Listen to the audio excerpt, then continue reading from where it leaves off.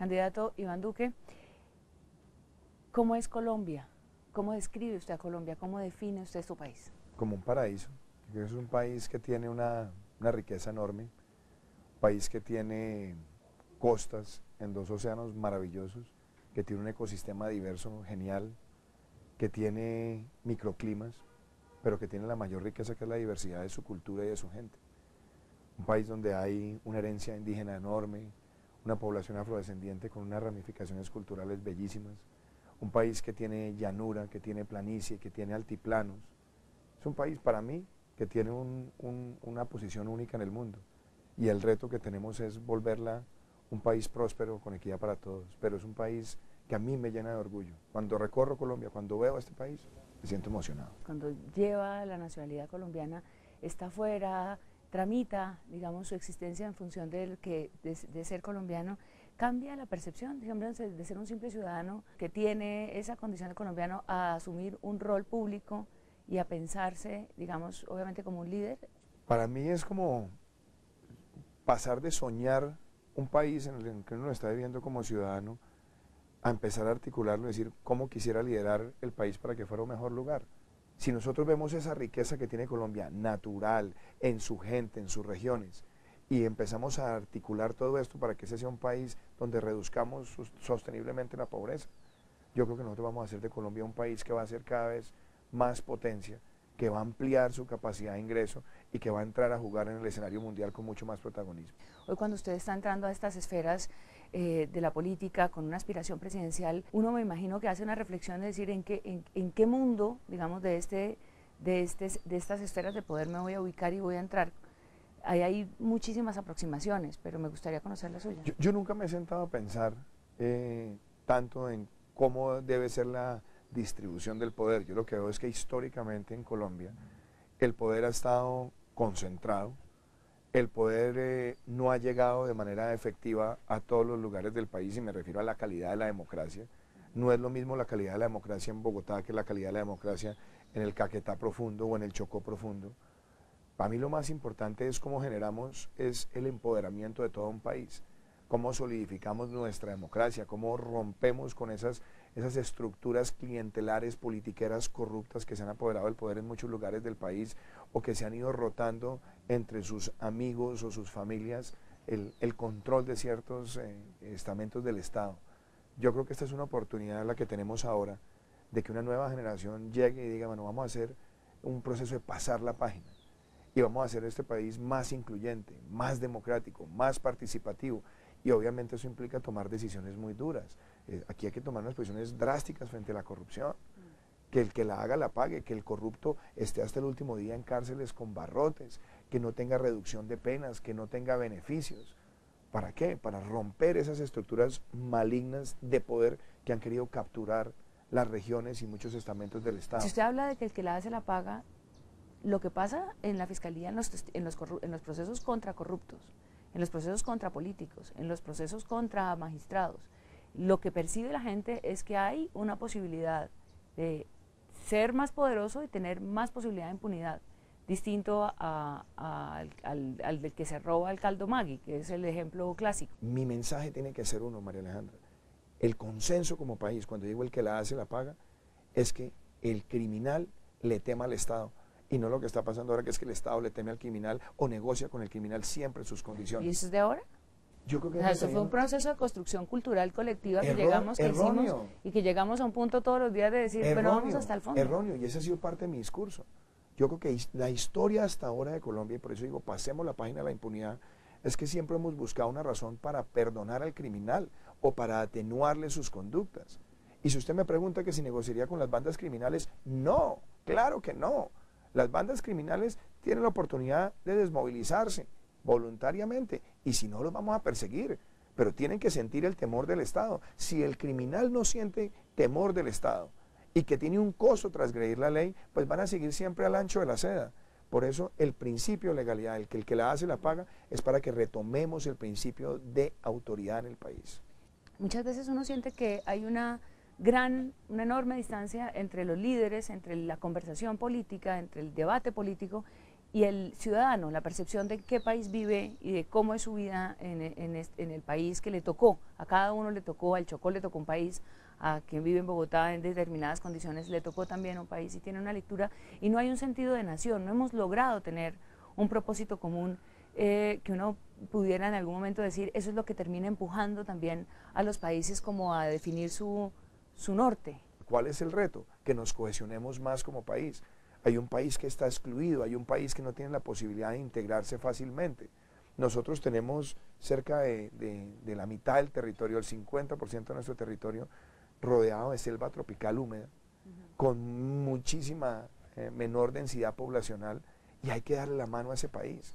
Y por eso yo digo, el nuevo petróleo de Colombia tiene que ser el turismo, para que los colombianos podamos disfrutar de todas las regiones, conocernos, aprender de nuestras razas y sentirnos orgullosos de ser colombianos. Un ejemplo, María Alejandra, a nosotros no se nos enseña en los colegios la historia afrodescendiente de Colombia, la cultura afro, los ritmos africanos, la literatura afrodescendiente de nuestro país y mucho menos la que viene de las comunidades indígenas.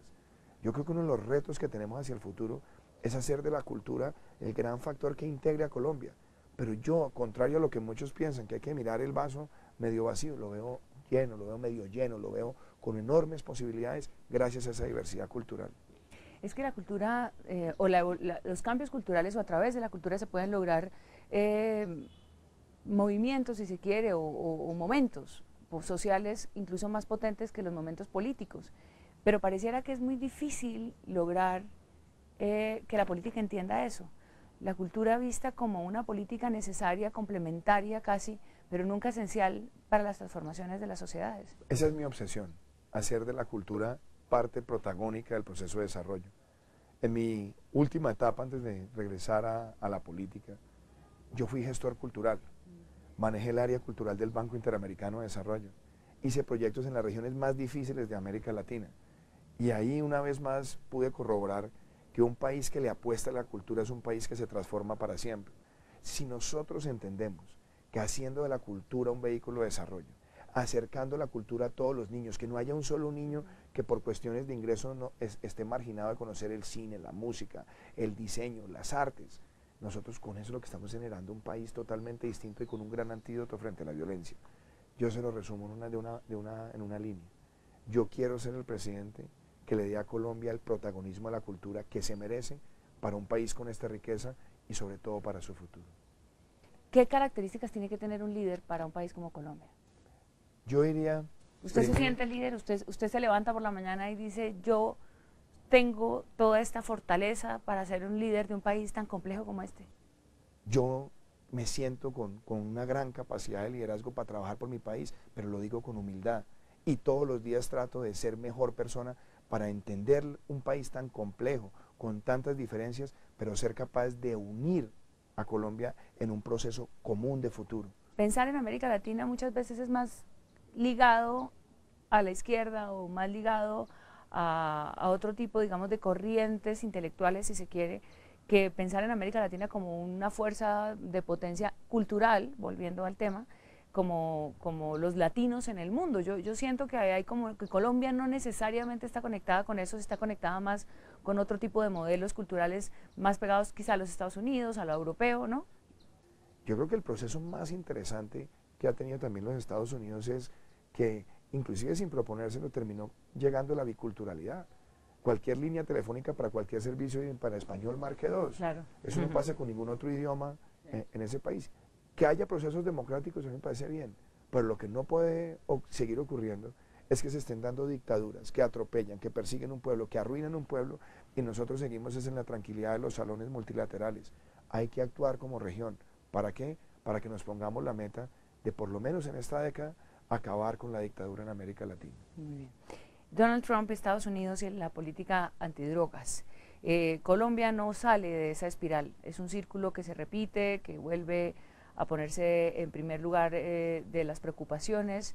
Tenemos 150.000 hectáreas de coca, dice la ONU, y aparentemente pues vuelve un poco el tema a resurgir como prioritario en el manejo de las relaciones internacionales. El narcotráfico nos ha ganado muchas décadas ya la partida.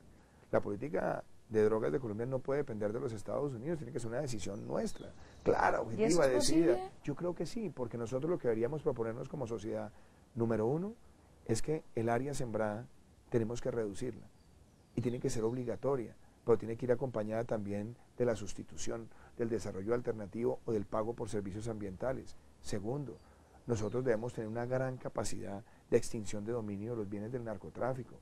Seguimos siendo muy lentos, seguimos teniendo un número reducido de jueces para ese tipo de cosas. Tercero, hay que volver a desarticular todas las redes de laboratorios en el país, pero al mismo tiempo nosotros tenemos que romper la cadena de lavado de activos. Y una cosa, hay que volver a la prevención también, María Alejandra. Pero, por ejemplo, en ese tema, para ya llegar al Congreso y a temas ya locales, el acuerdo tiene blindajes, digamos, el acuerdo tiene unos blindajes constitucionales, unos blindajes también de alguna manera ya de trámites que se han aprobado en términos de implementación en las mismas leyes. ¿Cuál es realmente la hoja de ruta que van a seguir desde el Centro Democrático con el acuerdo Yo he sido muy de claro, las FARC? yo he sido muy claro, ni trizas ni risas. Nosotros nunca hicimos una campaña en el plebiscito diciendo que íbamos a destruir todo. Yo valoro la amnistía para la base guerrillera, la desmovilización, el desarme y la reinserción sin reincidencia, pero hoy estamos pagando las consecuencias de malas decisiones. Llegar al Congreso con un acto legislativo nuevo, donde quede claro que el narcotráfico no es un delito conexo ni amnistiable, es una decisión soberana que puede tomar el presidente, obviamente presentándolo y el Congreso decidiéndolo. Y eso es algo que modifica estructuralmente una serie de beneficios que quedaron enquistados ahí. Si usted gana la presidencia, ¿se va a seguir polarizando el país? ¿Vamos a seguir en este círculo interminable de acusaciones, de señalamientos? Estamos como necesitando un respiro antes de saber para dónde vamos. Yo he estado en el Senado de la República y he sacado leyes desde la oposición. He podido trabajar para generar consensos. He podido generar entendimiento. El país necesita un gobernante que invite a los grandes consensos nacionales. La reforma a la justicia tiene que ser un consenso nacional. La reforma fiscal tiene que ser un consenso nacional. La reforma a la salud, la reforma a las pensiones, la reforma política tiene que ser una invitación al consenso nacional. Y yo espero invitar al país a trabajar en ese proyecto de futuro. Pero el consenso más inmediato que necesitamos para que en Colombia se construya una paz de verdad, no una paz de papel o de acuerdo, de premios, no, la verdadera paz es que nosotros retomemos el sentido de ver a la seguridad como un valor democrático y de ver a la justicia como una forma de aplicar las sanciones a todo el que transgreda la misma norma en las mismas circunstancias y no diferenciarlo y no atenuarlo según la ideología del criminal. ¿Se convertirá usted en el líder del Centro Democrático si gana la presidencia, como el líder natural del partido? Pues yo creo que nosotros hemos visto ese proceso hasta ahora y eso ha sido algo muy, muy interesante. El partido, cuando se dio la elección de la candidatura, el partido ha ido uniéndose y se ha ido uniendo en torno a nuestra propuesta y estamos trabajando articuladamente, hemos hecho un gran trabajo en equipo. ¿Va a tener a Andrés Pastrana eventualmente en su gobierno? Lo aprecio mucho, lo admiro mucho.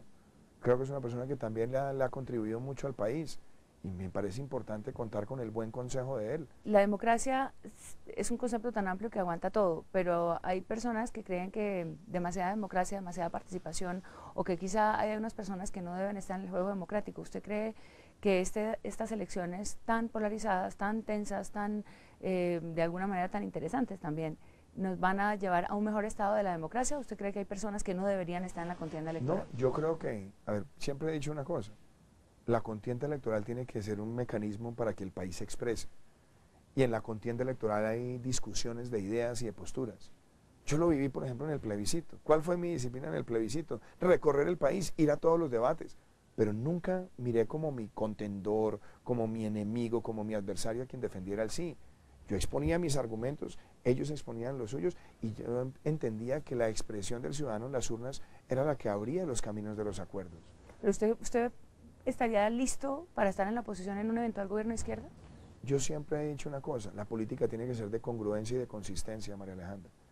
Las oposiciones hirsutas, esas oposiciones que son cerradas, que nunca quieren escuchar la posición del otro, no le sirven a la democracia. El presidente Santos ha escrito una carta, ¿no? Y le llamó carta a su sucesor, y hay algunos programas de Estado que plantea, como seguramente también pues, hay políticas, muy pocas políticas de Estado, pero hay algunas, y esas políticas, por ejemplo, en educación, en salud, en cuidado de la niñez, ¿usted recogería de esas políticas de Estado que bien sean o desarrolladas por el presidente Santos o que vinieran de atrás? Desde luego. Uno de los peores errores en los cuales incurren muchos gobernantes es el adanismo, y es creer que el mundo empieza con ellos. No, aquí se han hecho cosas importantes, y hay cosas de este gobierno en materia social que tienen impacto favorable. Entonces, yo creo que el principio debe ser mirar todas las cosas que vienen exitosamente y mejorarlas o acelerarlas o inclusive corregirle fallas administrativas, a las que no, modificarlas. Subsidios, ¿cómo ve ese tema en que es tan controversial? Hay que ayudar, por ejemplo, Familias en Acción es un programa que nace un poco del acompañamiento a las familias más pobres para poder entrar en el círculo de la seguridad, de la educación, y está sustentado en algunos subsidios del Estado, pero obviamente subsidios ¿hasta qué punto? Yo creo que los subsidios bien focalizados, bien estimulados, que no se queden simplemente en no tener una buena evaluación, nosotros tenemos que mantenerlos, mejorarlos y corregir a aquellos que no están produciendo el impacto deseado. Hay un debate que no termina, que es entre el centralismo y la descentralización. ¿A usted qué modelo le gusta, digamos, en ese punto? Yo creo en la descentralización. Mi compromiso es sí con la descentralización, pero hacerla con una optimización administrativa donde los colombianos sientan que el recurso les llega y se traduce en obras que las pueda tocar, las pueda palpar y las pueda disfrutar. ¿Le haría alguna reforma a las fuerzas militares? Yo creo que sí, porque las fuerzas militares, ¿qué tenemos que hacer? Primero, yo estoy diciendo, el país necesita una verdadera justicia penal militar. Es un error meter a los militares en la misma justicia de quienes han estado por fuera de la ley. Colombia debería tener una verdadera justicia penal militar, no indulgente, pero que tenga personas especializadas que conozcan las circunstancias de modo, tiempo y acción operacional. Estoy promoviendo la ley del veterano para que tengamos en Colombia lo que tienen otros países, y es que quien ha aportado el uniforme pues tenga descuentos para adquirir ciertos bienes y servicios, y es una forma de darle las gracias. Hay que reactivar las fuerzas de tarea bien comprometidas, bien fortalecidas, con capacidad de inteligencia y capacidad de acción. Hay que fortalecer los batallones de ingenieros para que también sean un vehículo de llegar socialmente a muchas comunidades apartadas, los batallones de salud, de salubridad, que también puedan trabajar articuladamente con la comunidad, y también, por supuesto, María Alejandra, tanto para el ejército como para la policía, o para el resto de la integralidad de la fuerza pública, hay que mejorar las compensaciones. Cuánto se debe remunerar, cómo se debe remunerar, cómo ayudarle a la base, pero eso también es para tener unas fuerzas militares y de policía motivadas y que sientan que la sociedad reconoce el esfuerzo que están haciendo. Reforma a la justicia. ¿Usted va a promover la reforma a la justicia en el Congreso? La justicia que necesita mejorar la calidad de sus jueces y de los operarios del sistema. Nosotros no tenemos una política de talento y la necesitamos para que la justicia vaya a las facultades de derecho y reclute a los mejores. Y obviamente para mantenerlos hay que imponer una cosa, que nadie pueda llegar a una alta corte sin haber estado por lo menos 5 años en la rama. Tercero, fortalecer la primera y la segunda instancia. Cuarto, las gerencias de los circuitos judiciales para evacuar la mora y ser más efectivos.